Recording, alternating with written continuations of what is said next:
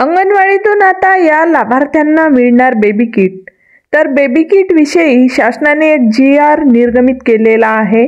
Baby kit या योजनेकरिता निधी वितरित करण्याबाबत हा GR आहे आणि बेबी किट कोणाला मिळणार या GR मध्ये स्पष्ट उल्लेख केलेला आढळतो। तुम्हाला जर अंगणवाडीतून बेबी किट पाहिजे असेल तर हा व्हिडिओ संपूर्ण पहा आणि अंगणवाडी ताईंनी पण हा व्हिडिओ संपूर्ण पहा।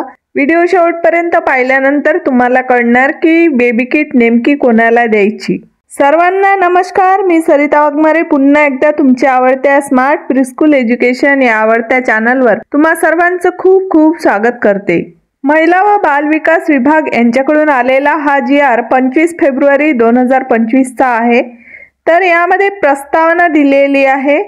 महिला व बाल विकास विभागाअंतर्गत महाराष्ट्र राज्यात शासकीय प्राथमिक आरोग्य केंद्र आणि शासकीय रुग्णालयात गरोदरपणाची नाव नोंदणी केलेल्या व त्या ठिकाणी प्रसूती होणाऱ्या महिलांना तसेच नाव नोंदणी शासकीय प्राथमिक आरोग्य केंद्र तसेच शासकीय रुग्णालयात करण्यात आलेली आहे। या GRच्या आधी पर्यंत कसं होतं की ज्या मातेचं नाव शासकीय रुग्णालयात नोंदलेलं असेल, तिचं लसीकरण पण शासकीय रुग्णालयात झालेलं असेल आणि तिची डिलिव्हरी पण शासकीय रुग्णालयात झालेली असेल तरच तिला बेबी किट मिळत होती। परंतु आता या GR मध्ये कसं आहे ते बघूया। परंतु अपवादात्मक परिस्थितीत खाजगी रुग्णालयात काही कारणास्तव प्रसूतीसाठी दाखल केलेल्या महिलांना पहिल्या प्रसूतीच्या वेळी त्यांच्या नवजात बालकांसाठी मुलगा किंवा मुलगी असेल तरीही बेबी केअर किट उपलब्ध करून देण्यात येते। त्यानुसार प्रस्तुत प्रयोजनाकरिता सन 2024-25 या अर्थसंकल्पीय वर्षात पुरवठा झालेल्या बेबी केअर किटची देयके अदा करण्यासाठी निधी वितरित करण्याची बाब शासनाच्या विचाराधीन होती। त्यानुसार या शासन निर्णयामध्ये महिला व बाल विकास विभागाअंतर्गत बेबी किट या राज्य योजनेअंतर्गत संदर्भाधीन दिनांक 24/7/2024 रोजीच्या शासन निर्णयाच्या अनुषंगाने सन 2024-25 या आर्थिक वर्षात पुरवठा झालेल्या बेबी केअर किटची देयके अदा करण्यासाठी खालील विवरणपत्रातील रकाना क्रमांक 1 मधील लेखाशीर्ष उद्दिष्टांकरिता रकाना क्रमांक 4 मध्ये दर्शवल्याप्रमाणे एकूण रुपये 24,77,00,000 रुपये फक्त इतका निधी या शासन निर्णयान्वये आयुक्त एकात्मिक बाल विकास सेवा योजना यांना वितरित व खर्च करण्यास मान्यता देण्यात येत आहे।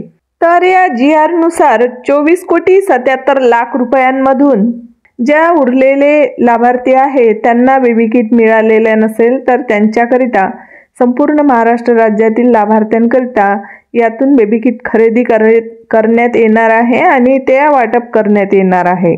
तर समोर दिलेल्या लेखाशीर्षाप्रमाणे 24,77,00,000 रुपये एवढा निधी या बेबी किटसाठी खर्च करण्यास ऑफिसला मान्यता दिलेली आहे। तर याकरिता तुम्हाला समोर या GR मध्ये तारीख, मार्गदर्शक सूचना, प्रचलित निकष आणि त्या संबंधी वेबसाईट पण दिसत आहे। हे एवढं वाचणं जरुरी नाही, जे महत्त्वाचं होतं ते मी तुम्हाला नीट असं समजून सांगितलेलं आहे।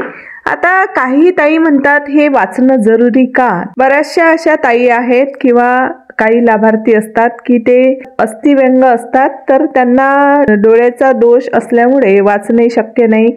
तर अशा माझ्या लाभार्थ्यांना थोडीशी मदत म्हणून मी हा GR माझ्या चॅनलवरील व्हिडिओमध्ये वाचून दाखवत असते, जेणेकरून त्यांना माहिती व्हावी। तर तुमच्या हे नक्कीच उपयोगी आलेलं असेल। तर कोणाला बेबी किट मिळणार हे तुम्हाला नक्कीच समजलं असेल आणि अंगणवाडी ताईंचा यामध्ये काय रोल आहे, तर त्या बेबी किट ऑफिसमध्ये आल्या की अंगणवाडीत पोहोचवून त्यांना लाभार्थ्यांना निशुल्क वाटप करायचं असते। एवढंच अंगणवाडी ताईचं काम असते। तरी पण सर्व अंगणवाडी ताई निस्वार्थपणे हे पण काम करत असतात। तर शासनाने पण या कामाचा एक्स्ट्रा मोबदला आशांप्रमाणे द्यायला पाहिजे अंगणवाडी ताईंना, कारण की बरेच यामध्ये समस्या आहेत अंगणवाडी ताईंना। तर याविषयी तुम्हाला काय वाटते हे कमेंटमध्ये सांगायला विसरू नका आणि व्हिडिओ आवडला असेल, माझं म्हणणं आवडलं असेल तर नक्कीच लाईक आणि शेअर करा आणि कमेंटमध्ये टाका की ताई तुम्ही बरोबर बोलताय। या तुमच्या कमेंटमधून मला व्हिडिओ बनवण्याची प्रेरणा मिळते, माझं म्हणणं पटते, याचं समाधान वाटते. म्हणून कमेंट नक्की करा आणि भेटूया अशाच नवीन माहितीसह नवीन व्हिडिओमध्ये. तोपर्यंत सर्वांचे मनापासून आभार. धन्यवाद.